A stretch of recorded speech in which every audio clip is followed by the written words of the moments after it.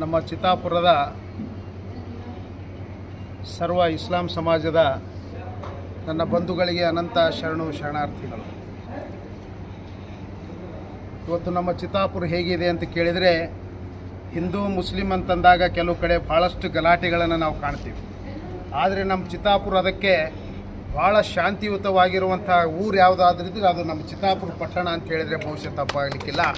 ಇಲ್ಲಿ ನಾವೆಲ್ಲ ಹೇಗೆ ಬದುಕ್ತಾ ಇದ್ದೀವಿ ಹಿಂದೂ ಮುಸ್ಲಿಂ ಅಂತಂದರೆ, ಭಾಯೋ ಸರ್ಕ ಅಣ್ಣ ತಮ್ಮಂದಿರು, ನಾವು ಒಂದು ಮನೆಯೊಳಗೆ ಅಣ್ಣ ತಮ್ಮಂದಿರು ಎಷ್ಟು ಪ್ರೀತಿಯಿಂದ ಬದುಕ್ತಾರೆ ಅಂಥ ಒಂದು ಬದುಕನ್ನು ನೋಡ್ರಿ. ಇಲ್ಲೆಲ್ಲ ನಮ್ಮ ಹಿಂದೂಗಳಿದ್ದಾರೆ, ಮುಸ್ಲಿಮರಿದ್ದಾರೆ, ಅದು ವೀರಶೈವ ಧರ್ಮದ ಗುರುಗಳು ನಾವು ಬಂದೀವಿ ಅಂತಂದ ಮೇಲೆ ಇವತ್ತು ಮುಸ್ಲಿಂ ಸಮಾಜ ನಮ್ಮ ಮೇಲೆ ಇಟ್ಟಿರುವಂಥ ಪ್ರೀತಿ ಎಷ್ಟಿದೆ ಅನ್ನೋದನ್ನು ನಮಗೆ ಅರ್ಥ ಆಗ್ತಾ ಇದೆ. ಇವತ್ತು ರಂಜಾನ್ ಅಂತಂದರೆ, ರಮ್ ಅಂತಂದರೆ ಬಹುಶಃ ರಂಜಾನ್, ರಮ್ ಅಂದರೆ ಸುಡು, ಜಾನ್ ಅಂದರೆ ಜೀವ. ಪರಮಾತ್ಮನಿಗಾಗಿ ಒಂದು ತಿಂಗಳ ಪರ್ಯಂತರವಾಗಿ ನೀವು ಏನು ಮಾಡ್ತೀರಿ ಅಂತ ಕೇಳಿದರೆ, ರಂಜಾನ್ ಹಬ್ಬವನ್ನು ಆಚರಣೆ ಮಾಡ್ತೀವಿ, ಅಂದರೆ ನಮಾಜನ್ನು ಪಡ್ತೀವಿ. ಒಂದು ತಿಂಗಳ ಬಹುಶಃ ಯಾರೂ ಕೂಡ ಮಾಡಲಾರದಂಥ ಉಪವಾಸ ನಮ್ಮ ಇಸ್ಲಾಂ ಸಮಾಜದವರು ಮಾಡ್ತಾರೆ ಅಂತ ಹೇಳಿದರೆ ಬಹುಶಃ ತಪ್ಪಾಗಲಿಕ್ಕಿಲ್ಲ. ಯಾಕೆ ಅಂತ ಕೇಳಿದರೆ, ನಾನು ಸುಮ್ಮನೆ ಹಾಗೆ ಮಾತಾಡಿಸ್ತಿರ್ತೀನಿ ಇಸ್ಲಾಂ ಧರ್ಮದವ್ರಿಗೆ.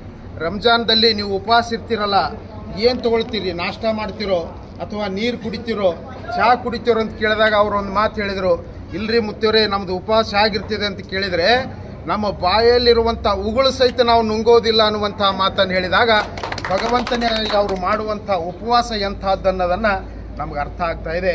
ಇವತ್ತು ರಮ್ ಅಂದರೆ ಸುಡುವುದು, ಏನು ದೇಹವನ್ನು ಒಂದು ತಿಂಗಳ ಪರ್ಯಂತರವಾಗಿ ರಮ್ ಅಂದರೆ ಸುಡುವುದು, ಜಾನ್ ಅಂದರೆ ಜೀವ. ಈ ಜೀವ ಪರಮಾತ್ಮನಿಗಾಗಿ ಸುಡುವುದು. ಒಂದು ತಿಂಗಳ 11 ತಿಂಗಳು ಕೂಡ ನಮ್ಮ ಸಂಸಾರಕ್ಕೆ ನಾವು ಬಡದಾಡ್ತಾ ಇದ್ದೇ ಇರ್ತದೆ. ಒಂದು ತಿಂಗಳದಾದರೂ ಕೂಡ ನಾವು ಭಗವಂತನ ಪ್ರಾರ್ಥನೆಯನ್ನು ಮಾಡೋಣ ಅನ್ನುವಂಥ ದೃಷ್ಟಿಯನ್ನು ಇಟ್ಕೊಂಡು ಇವತ್ತು ನಮಾಜ್ ಮಾಡುವ ಮುಖಾಂತರವಾಗಿ ಇವತ್ತು ಭಗವಂತನಿಗೆ ಅವರು ಪ್ರಾರ್ಥನೆ ಮಾಡೋದನ್ನು ನೋಡಿದರೆ ಭಾಳ ಖುಷಿ ಅನ್ನಿಸ್ತದೆ.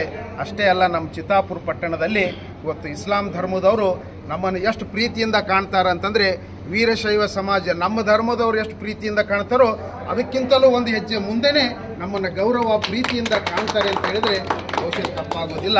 ಇವತ್ತಿನ ಈ ಕಾರ್ಯಕ್ರಮಕ್ಕೆ ನಮ್ಮ ದಿಗ್ಗಾಂವದ ಮಲ್ಲಯ್ಯ ಸ್ವಾಮಿಗಳವರು ನೋಡ್ರಿ, ಅಂದರೆ ಇದು ನಿಮ್ಮ ಪ್ರೀತಿ ತೋರಿಸ್ಕೊಡ್ತದೆ. ಒಬ್ಬ ಗುರುಗಳಿಗೆ ಬರ್ರಿ ಅಂದರೆ ಇಬ್ಬರು ಬಂದರು, ಒಬ್ಬರು ಬರ್ರಿ ಅಂದರೆ ಇಬ್ಬರು ಬಂದರು ಅಂತಂದರೆ ಆ ಅಲ್ಲಾ ಏನು ಮಾಡಿದಾನ, ನಮ್ಮ ಇಸ್ಲಾಂ ಧರ್ಮ ನಿಮಗಿಂತಲೂ ಬಹಳ ಶ್ರೇಷ್ಠ ಅಲ್ಲ, ಅಷ್ಟೇ ಪ್ರೀತಿಯಿಂದ ಕಾಣುವಂಥ ಧರ್ಮ ಇದೆ. ನೀವು ಒಬ್ಬರು ಹೋಗಬೇಡ್ರಿ, ಇಬ್ಬರು ಹೋಗ್ರಿ ಅಂತ ತಿಳ್ಕೊಂಡು ಇಬ್ಬರನ್ನು ಕಳಿಸಿದಾನ ಅಲ್ಲ ಅನ್ನುವಂಥದ್ದನ್ನು ಈ ಸಂದರ್ಭದಲ್ಲಿ ಹೇಳಬೇಕಾಗ್ತದೆ. ಅಂಥ ಎಲ್ಲ ಧರ್ಮೀಯರು ಕೂಡ ನಮ್ಮ ಮೇಲಿಟ್ಟಿರುವಂಥ ಪ್ರೀತಿ, ವಿಶ್ವಾಸ, ಗೌರವ ಇದು ಸದಾವಕಾಲ ಜೀವನ ಪರ್ಯಂತರ ಇರೋವರೆಗೂ ಕೂಡ ನಾವು ನೀವು ಭಾಯೋ ಸರ್ಕ ಇರೋಣ ಅನ್ನುವಂಥ ಮಾತನ್ನು ಕೂಡ ಈ ಸಂದರ್ಭದಲ್ಲಿ ಹೇಳಿ, ನಾಳೆ 4ನೇ ತಾರೀಕು ನಮ್ಮದು ಹುಟ್ಟುಹಬ್ಬ ಕಾರ್ಯಕ್ರಮ ಇದೆ. ಆ ಕಾರ್ಯಕ್ರಮಕ್ಕೆ ಬಹುಶಃ ಔಷಧಿಗಳನ್ನು ವಿತರಣೆ ಮಾಡುವಂಥವರು ಬಹುಶಃ ನಮ್ಮ ಇಸ್ಲಾಂ ಧರ್ಮದವರು. ನೀವು ಯಾರ್ದೋ ಮೆಡಿಕಲ್ ಇದೆಯಲ್ಲ, ಆಸಿಫ್ ನೋಡ್ರಿ, ಅವ್ರ ಪಾಪ ಅವ್ರು ಹೇಳಿದ್ರು ಮುತ್ತಿಯವ್ರ ಹುಟ್ಟುಹಬ್ಬ ಇದೆ ಅಂತಂದರೆ ಅದಕ್ಕೆ ಎಷ್ಟು ಕಣ್ಣಿನ ಆಪರೇಷನ್ಗಾಗಲಿ ಆ ಬರುವಂಥ ಕಣ್ಣಿನ ತಪಾಸಣೆ ಬರುವಂಥ ರೋಗಿಗಳಿಗೆ ನಾನು ಕೊಡ್ತೀನಿ ಮುತ್ತಿಯವ್ರ ಹುಟ್ಟುಹಬ್ಬಕ್ಕೆ ಎಲ್ಲವೂ ಕೂಡ ಅಂತ ಅವರು ಒಪ್ಕೊಂಡಿದ್ದಾರೆ ಅಂತಂದರೆ ಬಹುಶಃ ಅವರು ಇಸ್ಲಾಮರಲ್ಲ, ನಮ್ಮ ಧರ್ಮದಕ್ಕಿಂತಲೂ ಹೆಚ್ಚು ನಮ್ಮನ್ನು ಪ್ರೀತಿ ಮಾಡ್ತಾರೆ ಅಂತಂದರೆ ಬಹುಶಃ ತಪ್ಪಾಗೋದಿಲ್ಲ. ಅವರೆಲ್ಲವೂ ಕೂಡ ನಾನು ಕೊಡ್ತೀನಿ ಅಂತ ಒಪ್ಕೊಂಡಾರೆ ಅಂತಂದರೆ ಬಹುಶಃ ನಮಗೂ ಕೂಡ ಅಷ್ಟೇ ಖುಷಿ ಆಯಿತು. ಆ ಕಾರ್ಯಕ್ರಮಕ್ಕೆ ನಿಮ್ಮ ಮನೆಗೆ ಬಂದು ಹೇಳಲಿಕ್ಕಾಗೋದಿಲ್ಲ, ನಿಮಗೆ ಫೋನ್ ಮಾಡಲಿಕ್ಕೂ ಆಗೋದಿಲ್ಲ. ಇಲ್ಲೇ ಎಲ್ಲರೂ ಕೂಡಿದ್ದೀರಿ, ನಮ್ಮ ಹುಟ್ಟುಹಬ್ಬಕ್ಕೆ ಬಂದು ನೀವು ಕೂಡ ಕಣ್ಣಿನ ತಪಾಸಣೆಯಲ್ಲಿ ಪಾಲ್ಗೊಂಡು ನಮ್ಮ ಹುಟ್ಟುಹಬ್ಬದಲ್ಲಿ ಪಾಲ್ಗೊಂಡು ನಮಗೂ ಕೂಡ ಹಾರೈಸ್ರಿ ಅನ್ನುವಂಥ ಮಾತನ್ನು ಈ ಸಂದರ್ಭದಲ್ಲಿ ತಮ್ಮೆಲ್ಲರಿಗೂ ಹೇಳಿ ನನ್ನ 2 ಮಾತುಗಳಿಗೆ ವಿರಾಮ.